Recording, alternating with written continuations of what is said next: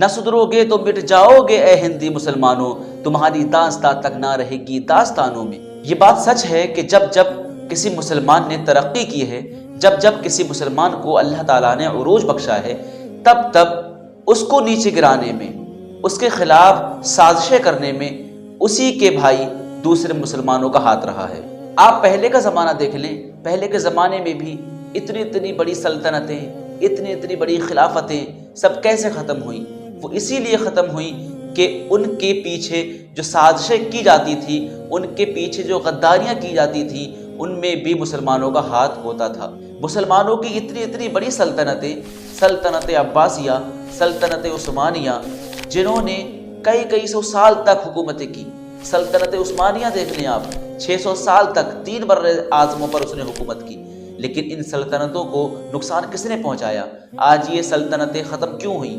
اس لیے ہوئیں کیونکہ ان کو ختم کرنے کے پیچھے بھی مسلمانوں کی سازشیں رہی ہیں۔ یا تو ان مسلمانوں نے اپنے ذاتی معاملے کی وجہ سے، یا دوسروں کے بہکاوے میں، دوسروں کی پیشکش کے لالچ میں آ کر انہوں نے اپنے دوسرے مسلمان بھائیوں کے ساتھ غداری کی۔ اور جب غداروں کی بات آتی ہے تو لسٹ میں سب سے پہلا نام ابن علقمی کا آتا ہے۔ ابن علقمی جو سلطنت عباسیہ کا ایک بہت بڑا وزیر تھا، وزیر اعظم تھا، اس کو سارے راز پتا تھے۔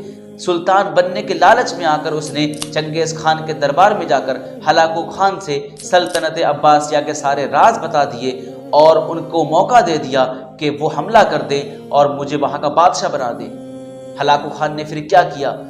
ہلاکو خان نے پورے بغداد کو جلا دیا، سلطنت عباسیہ کو ختم کر دیا، سلطنت عباسیہ کے آخری بادشاہ کو قتل کر دیا، اور اتنے مسلمانوں کو شہید کیا گیا اس ایک شخص کی غداری کی وجہ سے کہ پورا عراق، پورا بغداد جل کر راکھ ہو گیا، اور مسلمانوں کو اتنی بے رحمی سے مارا، بچوں تک کو نہیں چھوڑا، اور اس نے مسلمانوں کے سروں کو کاٹ کر ایک مینار بنا دیا۔ یہ کس کی وجہ سے ہوا؟ غدار کی وجہ سے۔ اور وہ غدار کون تھا؟ وہ غدار خود مسلمان تھا۔ اور یہ بات آپ بھی جانتے ہوں گے کہ غداری کرنے والے کی سزا معاف نہیں ہے، اس کو سزا دی جاتی ہے۔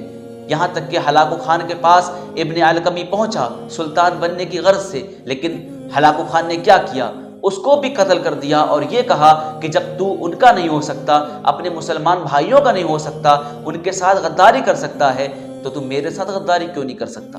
میری مسلمانوں سے گزارش ہے کہ آپ لوگ متحد بن کے رہیں، کسی کی پیٹھ پیچھے سازشیں نہ کریں، کسی کو نقصان پہنچانے کی کوششیں نہ کریں، ایک دوسرے کا ساتھ دیں، بکھرے نہ رہیں۔ اگر آپ بکھرے ہمیشہ رہو گے تو لوگ تمہارا فائدہ اٹھائیں گے اور تمہیں نقصان پہنچائیں گے۔ نہ سدھرو گے تو مٹ جاؤ گے اے ہندی مسلمانوں، تمہاری داستاں تک نہ رہے گی داستانوں میں۔